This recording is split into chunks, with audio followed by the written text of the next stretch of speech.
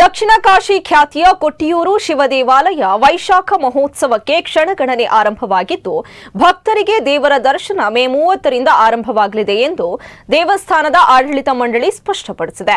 ಕೊಟ್ಟಿಯೂರಿನಲ್ಲಿ ದೇವರ ದರ್ಶನ ಈಗಾಗಲೇ ಆರಂಭವಾಗಿದೆ ಎಂಬ ವದಂತಿ ಹಿನ್ನೆಲೆಯಲ್ಲಿ ಕರ್ನಾಟಕ ಸೇರಿದಂತೆ ವಿವಿಧ ಭಾಗಗಳಿಂದ ಭಕ್ತರು ಕ್ಷೇತ್ರಕ್ಕೆ ಆಗಮಿಸಿದ್ರು. ಆದರೆ ದರ್ಶನಕ್ಕೆ ಅವಕಾಶ ಇರದ ಕಾರಣ ಹಲವರು ನಿರಾಶರಾಗಿ ಹಿಂತಿರುಗಬೇಕಾದ ಪರಿಸ್ಥಿತಿ ಎದುರಾಯಿತು.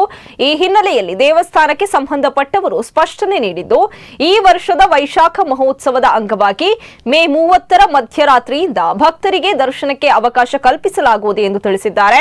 ಮಹಿಳೆಯರಿಗೆ ಜೂನ್ 20ರ ಮಧ್ಯಾಹ್ನದವರೆಗೆ ಮಾತ್ರ ಪ್ರವೇಶಕ್ಕೆ ಅವಕಾಶವಿದ್ದು, ಜೂನ್ 24ರಂದು ಈ ವರ್ಷದ ಕೊನೆಯ ಪೂಜೆ ನೆರವೇರಲಿದೆ ಎಂದು ಮಾಹಿತಿಯನ್ನು ನೀಡಿದ್ದಾರೆ.